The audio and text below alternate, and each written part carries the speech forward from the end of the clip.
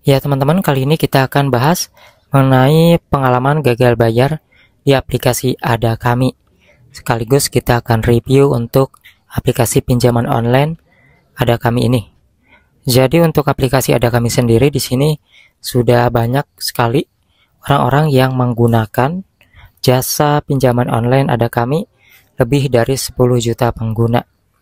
Kemudian setelah saya cek, aplikasi Ada Kami sendiri adalah aplikasi pinjaman online yang masih resmi OJK, bahkan di sini PT-nya juga ada.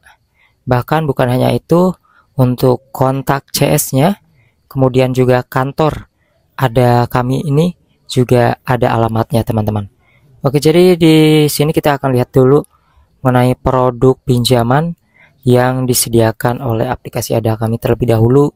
Di sini kita bisa melihat minimal maksimal tenor yang disediakan ya.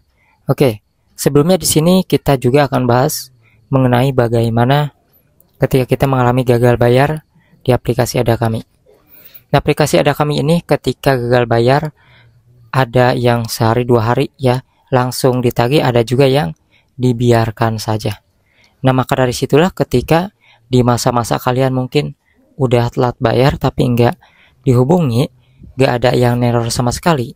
Nah, biasanya itu si aplikasi ini itu hanya memberikan yang namanya denda-denda biar berjalan terlebih dahulu. Nah, setelah denda-denda kita berjalan ya, sudah lumayan banyak, mereka akan melakukan penagihan.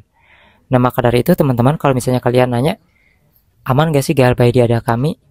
Kok enggak nelpon lagi, enggak nagih lagi ya? Biasanya mereka mengandalkan yang namanya tagihan denda. Nah, kemudian ketika nanti kalau misalnya ada DC turun pun ya, ini kan ada DC lapangannya teman-teman. Itu sebenarnya kalian bisa ya bernegosiasi agar si bunga dan dendanya ini minta dibekukan aja. Bahkan sebenarnya kalau misalnya tagihan per bulannya itu misalnya 2 juta, itu bisa dicicil lebih kecil dari nominal sebelumnya teman-teman. Kalau kita pintar bernegosiasi dengan yang namanya DC lapangan dari aplikasi Ada Kami.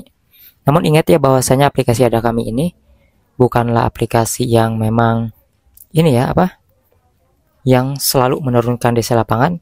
Kadang-kadang mereka juga hanya sekedar menagih lewat WhatsApp saja ataupun lewat telepon saja.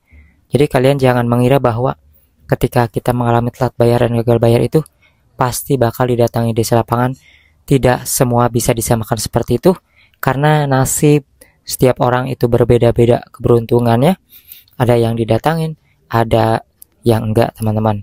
Tergantung dari nominal dan lamanya mereka melakukan galbay dalam waktu yang lumayan lama seperti itu. Buat teman-teman yang lain mau share pengalaman kalian seperti apa ketika melakukan pinjaman di aplikasi Ada Kami, entah itu bunganya ataupun yang namanya DC lapangan ya, silahkan aja tulis di kolom komentar. Nanti kita akan bahas lagi untuk yang lain.